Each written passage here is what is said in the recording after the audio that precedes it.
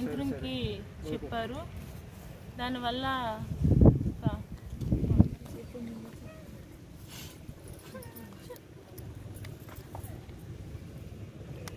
ఉదయం చనిపోయిన వ్యక్తి నాకు సాయంత్రం నాకు చెప్పారు.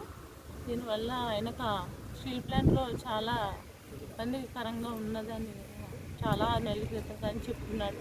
పాత వాళ్ళందరినీ తీసేసి కొత్త వాళ్ళని వేయడం వల్ల నాకు చాలా ఇబ్బందిగా ఉంది. చాలా ఫోర్స్ ఎక్కువైపోయింది. దానివల్ల నేను డ్యూటీ మానేస్తానని నాకు ఒక 6 నెలల క్రితం కానీ నేను చెప్తూనే ఉన్నాడు. కానీ నా కుటుంబం పరిస్థితి బట్టి నా భర్త డ్యూటీకి వెళ్ళడం వల్ల ఎవరు నిర్లక్ష్యం వల్ల కానీ నా భర్త చనిపోవడం జరిగింది. నా కుటుంబానికి జరిగిన అన్యాయం వల్ల వేరే కుటుంబాలకు జరగకూడదని నేను అనుకుంటున్నాను.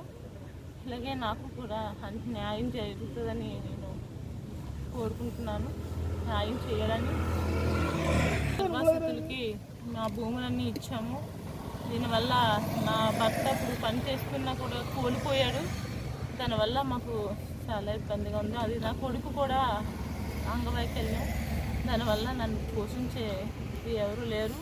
దీనివల్ల ప్లాంట్ మేనేజ్మెంట్కి నేను కోరుకునే రిక్వెస్ట్ ఉంటే మాకు న్యాయం జరగాలని నేను అనుకుంటున్నాను. ఊరు గ్రామస్తులని ఈరోజు మంగళవారం నాడు 25వ తారీఖు మరి మా నిర్వాసితులు మా కుర్రోడు ఈరోజు స్టీల్ ప్లాంట్లో BF2 ఆ డిపార్ట్మెంట్లో తను మరి అక్కడ చనిపోవడం జరిగింది.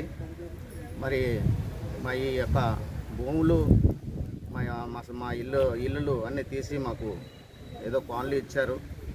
మరి అయినా సరే మాకు ఉద్యోగాలు లేవు. ఆర్ కార్డులు ఇచ్చారు, ఉద్యోగాలు కూడా లేవు. ఆ ఉన్నవి కూడా ఏదో కొంత కాంట్రాక్ట్ బేసిక్లో జాయిన్ అయ్యారు. జాయిన్ అయినా సరే కానీ సరైన మాకు సదుపాయాలు కానీ అలాగే ఏవీ లేవు. ఉపాధులు గట్టా లేవు. కొంతమందికి ఉద్యోగాలు కూడా లేవు. ఆ యొక్క ఆర్ కార్డుల ద్వారా కూడా ప్లాంట్లోని ఏదైనా కాంట్రాక్ట్ బేసిక్లు కూడా లేవు కొంతమందికి.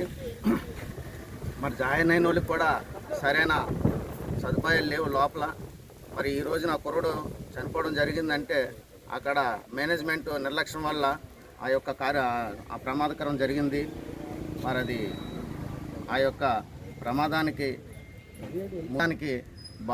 బాధ్యులైనట్టు వాళ్ళని కఠినంగా శిక్షించాలని మరి పోలీసు వాళ్ళని కోరుకుంటున్నాము. అలాగే మరి అక్కడ ఆ కుర్రోడు చెప్పడం కూడా గత 6 నెలలుగా చాలా ప్రజలంగా ఉంటుంది. అక్కడ కొత్త వాళ్ళు వేసుకున్నారు, పాత వాళ్ళు కూడా తీశారు. మరి నేను అక్కడ ఉంటున్నాను. మరి అది మేనేజ్మెంట్ మరి ఎందుకు అలా చేసిందో తెలియదు. కానీ నేను కూడా మానేద్దామని అనుకుంటున్నానని కూడా చెప్పడం జరిగింది. మరి అయినా సరే ఆ కుర్రోడు ఏమైనా మానేద్దామని అనుకున్నా లేకపోతే ఏదైనా ఆగిపోదాం అనుకున్నా సరే తీసేస్తామని చెప్పేసి నిన్ను కూడా బ్లాక్ లిస్టులు పెడతాము లేకపోతే తీసేస్తామని చెప్పేసి ఆ కుర్రోడ్ని కూడా వాళ్ళు బెదిరించడం జరుగుతుందని చెప్పారు. మరి ఇలాంటప్పుడు కూడా ఆ యొక్క ప్రమాదకరం జరిగింది వాళ్ళ నిర్లక్ష్యం వల్ల. మరి దాని మీద కఠిన చర్యలు తీసుకుంటారని కోరుకుంటున్నాం.